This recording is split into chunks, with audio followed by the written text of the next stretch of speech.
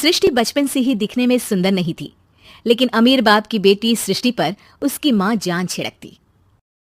मेरी बेटी कितनी प्यारी है, भगवान सबको सृष्टि जैसी बेटी दे। सृष्टि धीरे धीरे बड़ी होती है। एक दिन सृष्टि की सहेली कहती है, तू दिखने में कितनी अजीब सी है, लेकिन मैं जानती हूँ हम सब में सबसे अच्छी शादी तो तेरी ही होगी। तेरे पापा अमीर जो हैं।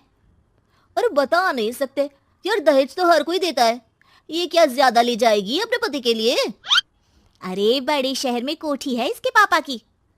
अरे पापा की है ना, कौन सी इसकी है? इसकी होती तब तो कोई भी लड़का इससे शादी कर लेता। अरे पापा की मतलब पापा की है तो मेरी ही है ना? किसने कहा? अब तेरी तो तब होगी ना जब तेरा भाई ना हो। वैसे भी शादी के बाद सारी प्रॉपर्टी भाई के नाम होती है। सृष्टि समझ जाती है कि उसे किसी भी हालत में माँ बाप की सारी प्रॉपर्टी को अपने नाम करना है, लेकिन कैसे? एक दिन सृष्टि का भाई शीनू कहता है, बहन क्या कर रही है? तुझसे एक बात करनी है। अरे हाँ हाँ करना, मैं तो तेरी बहन हूँ। बहन मेरी लाइफ में ना एक लड़की है, बहुत अच्छी है। मैं सोच रहा हूँ माँ और पापा से बात करूँ शादी के लिए। सृष्टि को समझ में आ जाता है कि भाई की शादी होते ही भाभी उसे एक दिन भी घर में बर्दाश्त नहीं करेगी। क्या बात है भाई, बताना कौन है वो? यार वो बहुत अच्छी लड़की है, पढ़ी लिखी है, मेरे साथ जॉब भी करती है। बस एक प्रॉब्लम है। हाँ प्रॉब्लम? क्या प्रॉब्लम है भाई? यार वो शादीशुदा है, लेकिन उसके पति ने उसे सिर्फ इसलिए छोड़ दिया क्योंकि उसके माँ बाप दहेज नहीं दे पाए। सृष्टि ये सुनकर न जाने क्यों खुश हो जाती है। अरे भाई तो क्या हुआ, लड़की तुझे तो पसंद है ना? शीनू को लगता है कि बहन उसे समझ रही है। वो इस बात से अनजान होता है कि उसकी बहन की मंशा पूरा घर हड़पने की है। सृष्टि अपनी माँ से कहती है, मम्मी मुझे तो बहुत चिंता है, पता है शीनू क्या कर रहा है? अरे क्या कर रहा है, वो तो काम पर जाता है और वापस घर आता है।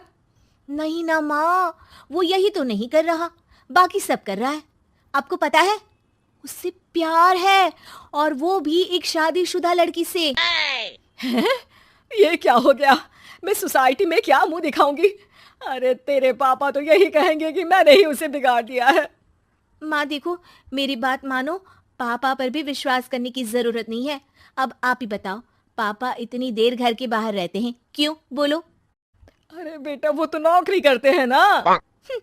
तू बहुत भोली है माँ, पापा का ऑफिस तो 7 बजे खत्म हो जाता है, लेकिन देखो कितनी देर से आते हैं। अरे नहीं नहीं बेटा, ऐसी कोई बात नहीं है। सृष्टि माँ को एक औरत से बात करते पिता की फोटो दिखाती है। देखो माँ कैसे हैं पापा, मैं ना कहती थी कि पापा सही नहीं है। मैं तेरे पापा से बात करूंगी, दे फोटो मुझे। ओ माँ वो तो डिलीट हो गई। लेकिन चल तूने तो देख लिया ना, पापा से बाद में बात कर लेना, और हाँ मेरा नाम बिल्कुल मत लेना। हाँ माँ। अब क्या था, सृष्टि के माँ और पिता के बीच झगड़ा होना शुरू हो जाता है। सृष्टि के मन में क्या चल रहा था कोई नहीं जानता था। एक दिन, माँ सृष्टि के लिए एक लड़का देखा है, वो लोग शाम को उसे देखने आने वाले हैं। और हाँ माँ, एक खुशखबरी, मैं और पापा मिलकर एक नया बिजनेस ट्राई कर रहे हैं। शाम को लड़का आता है, सांवले रंग का। सृष्टि को तो बिल्कुल भी पसंद नहीं आता। लड़की की माँ कहती है, लड़की का चेहरा तो कोई खास नहीं, लेकिन अगर मेरे बेटे को आप लोग सेटल कर दें तो मैं उसकी शादी आपकी बेटी से करवा दूं। सृष्टि को लड़का बिल्कुल पसंद नहीं था। उसे भाई पर गुस्सा आ जाता है। लड़के वालों के जाने के बाद कहती है, माँ देखा शीनू मेरे लिए कैसा लड़का लेकर आया, न दिखाने लायक न सुनने लायक, सेटल भी नहीं, वो भी हम करे। अरे माँ मैं जानती हूँ ये मेरी शादी किसी भी घर में क्यों करवाना चाहता है। अरे कैसी बात कर रही है बहन, तूने तो देखा ना, लड़के को मैंने ही मना कर दिया तुझसे शादी के लिए। जिसने लड़का बताया था उसने उसकी बहुत तारीफ की थी। बात आई गई हो जाती है, लेकिन सृष्टि का मन शांत नहीं होता। क्या करूं कुछ समझ में नहीं आ रहा। मेरी शादी हो गई तो ये लोग पूरी प्रॉपर्टी शीनू के नाम कर देंगे, मेरे हाथ तो कुछ लगेगा ही नहीं। तभी सृष्टि को आइडिया आता है। वो किसी वकील को फोन करती है। जी देखिए, अगर आपके मम्मी पापा का तलाक हो जाता है तो आपके पिता की आधी प्रॉपर्टी आपकी माँ के नाम हो जाएगी, फिर उसे वो किसी को भी दे सकती है। सृष्टि अब माँ को बेटे के खिलाफ भरती है। माँ शीनू पर नजर रखा करो, वो जिस लड़की के प्यार में है ना वो शादीशुदा है। यहाँ आएगी, सारा पैसा, रुपया, जमीन, जायदाद सब भड़प लेगी। पापा का भी हाल तुमसे छुपा नहीं है। ऐसा ना हो कि मैं और आप एक दिन सड़क पर भीख मांगे। हे भगवान, मैं तो जीते जी मर जाऊंगी अगर ऐसा हो गया तो। ऐसा हो गया नहीं माँ, ऐसा ही होगा। अभी समय है, आगे का सोच लो। मैं तो कहती हूँ पापा से आधी प्रॉपर्टी लेकर अलग हो जाओ। पापा की आधी प्रॉपर्टी भी हम लोगों को अगर मिल जाती है ना, तो अगले 7 जन्म सफल समझो। बेचारी माँ बेटी के कहने पर पति से तलाक लेकर अलग हो जाती है। सृष्टि अब पैसों से गाड़ी और अपने दूसरे महंगे शौक पूरे करने लगी। उसके दोस्त भी उसके पैसे इस्तेमाल करते। सृष्टि, कल तुम कहाँ थी? मैं सारा दिन घर पर अकेली थी। तो मैं क्या करूं?